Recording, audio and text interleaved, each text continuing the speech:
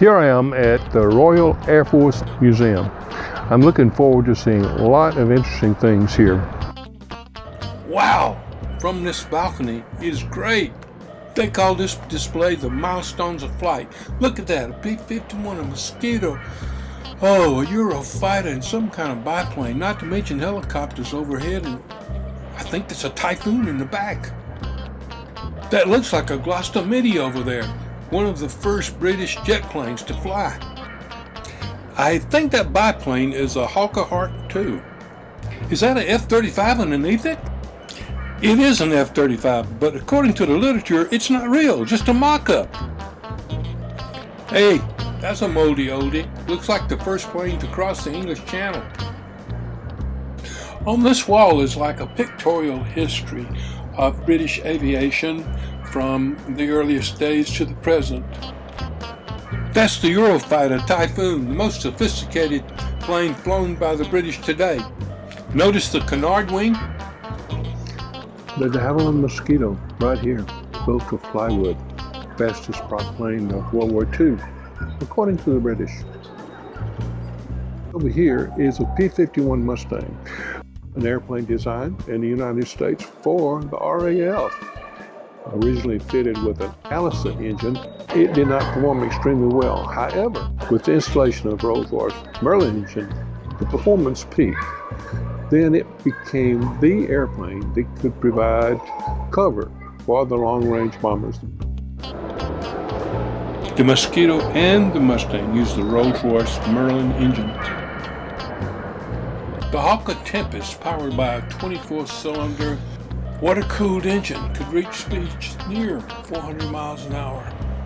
The Napier engine was actually two flat 12-cylinder engines connected together.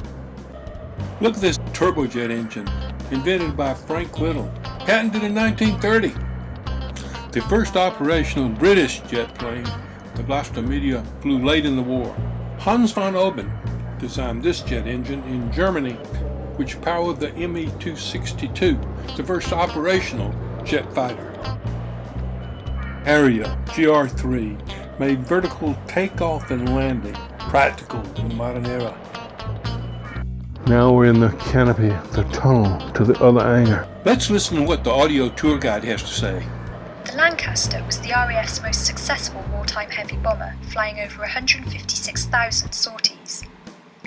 It was powered by 4 Rolls-Royce Merlin engines, giving it a maximum speed of around 280 miles an hour. This is the B-25 Mitchell, used by the British but never actually flown from the British Isles. This aircraft is a consolidated B-24 Liberator, a heavy bomber which was designed to rival aircraft like the B-17 Flying Fortress. The aircraft in front of you is one of the most famous bombers in the world, the Boeing B-17 Flying Fortress.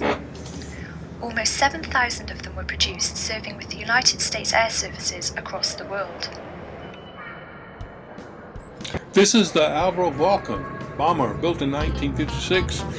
I remember seeing one in the James Bond movie, Thunderball. All types of aircraft are exhibited here. This is a Messerschmitt Bf-109E, the most popular German fighter of World War II. Look at this FW-190 twin cockpit. This aircraft is powered by a BMW radial engine. The Mark 15 Spitfire sports a 5-bladed propeller. Working with recon photos is like putting together a giant jigsaw puzzle. Known as the Volksjäger, or People's Fighter, the aircraft is made of wood and metal, and its most striking feature is the centre-mounted jet engine. The Curtiss P-40 seems to always sport a shark's mouth. It's hard to get used to things like a P-47 with the British insignia on it. The ever-present Spitfire. No World War II aircraft display is complete without a V-2 rocket. Lots of parents with their kids here. A great family venue. Claudette tries to find us a place to eat. Love this sign. Tea with scones and strawberry jam. Yum, yum, yum. I'd seen one of these at Duxford, but never thought I'd get a chance to get inside. All in this area gently rise towards the tail of the aircraft. Now in the bomb compartment. High on both sides, you can see the bomb racks, where up to 1 ton of bombs kept underneath the gun line to the front famous window. Now on both sides, you can see 4.303 caliber Browning machine guns. These were fired by the pilot, usually to keep enemy gunners' heads down.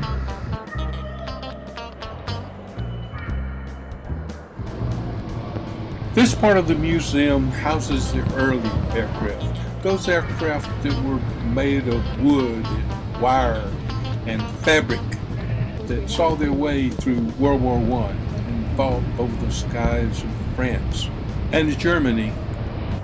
I was surprised to see this Sopwith triplane. I thought only Fokker built them for the Germans. Is that a Model A Ford pickup in the back? The German Albatros DV, I consider one of the most beautiful airplanes ever built, with plywood monocoque construction. A primitive early aircraft. Notice the rotary engine. There are a lot of photo ops here. A de Havilland 9 Alpha.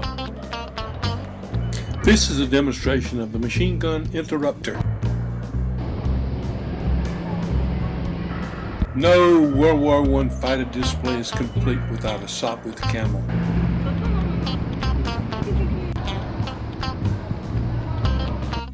This de Havilland Vampire is lovingly called a kitty car. Here's some jet aircraft from the 50s and 60s and 70s. One thing I really enjoyed about this museum was access to the restoration shops, where you see the aircraft being restored to their original condition. Would it be great to work here or what? The RAF Museum is truly one great aviation museum. It's extremely well laid out, and periods are mixed sometimes in the layout of aircraft. However, they're all interesting. Everything is well labeled, and unlike the Cosmonaut Museum, everything is in English.